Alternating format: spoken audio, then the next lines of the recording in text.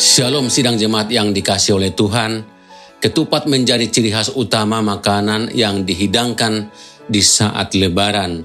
Menu yang satu ini umumnya disantap bersama dengan lauk yang khas seperti opor atau rendang dengan sambal goreng yang lezat.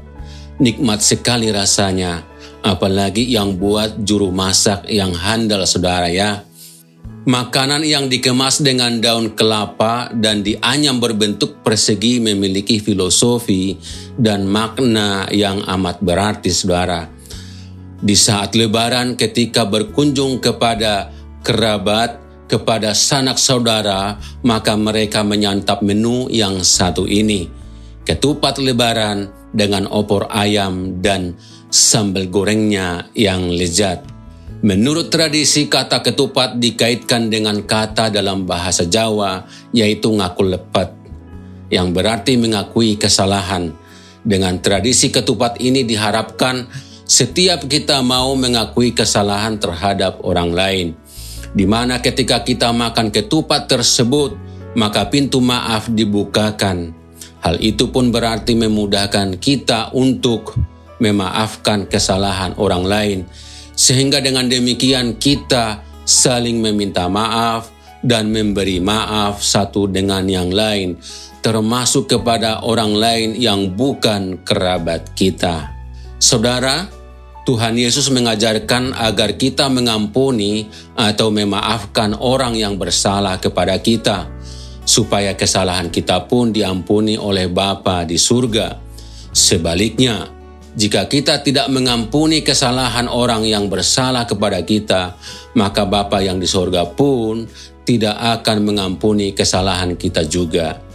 Matius 6 ayat 14-15 berkata demikian, "Karena jikalau kamu mengampuni kesalahan orang, Bapamu yang di surga akan mengampuni kamu juga.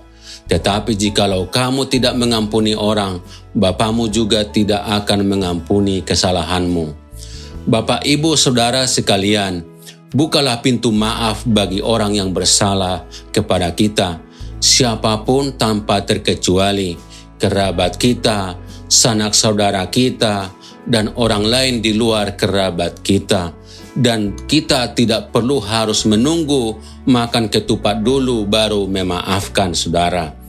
Kemudian kita dapat berbesar hati untuk mengakui kesalahan kita kepada orang lain, kepada saudara-saudara kita, kepada suami kita, kepada istri kita, kepada anak-anak kita, dan kepada orang lain. Meminta maaf rasanya sulit saudara, susah, enggan, malu. Bapak, Ibu, Saudara sekalian, kita bisa berkata seperti kalimat berikut ini, "Saya harap kamu dapat memaafkan saya atas perilaku saya yang tidak terpuji ini, dan saya berjanji itu tidak akan terulang. Saya mohon maaf." Atau, "Saya tidak pernah berpikir untuk menyakitimu dengan sengaja. Apapun yang saya lakukan kepadamu, itu tidak sengaja. Tolong maafkan saya."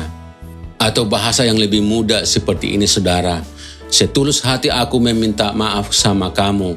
Jangan ngambek terus dong. Nanti aku jadi bingung nih mau ngapain. Karena kamu sesuatu banget loh buat aku." Dan masih banyak lagi yang lain saudara. Bapak, Ibu, Saudara sekalian, bukalah pintu maaf lebar-lebar, karena itu berarti membuka pintu berkat bagi saudara. Mohon maaf lahir dan batin. Tuhan Yesus memberkati. Amin. Mari kita berdoa.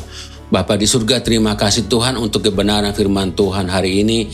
Kiranya kami Tuhan dimampukan untuk membuka pintu maaf lebar-lebar, dan kami boleh memaafkan orang yang bersalah kepada kami, dan kami juga Tuhan dimampukan untuk meminta maaf kepada orang di mana kami bersalah Tuhan. Terpujilah nama Tuhan, dalam nama Yesus kami berdoa. Amin.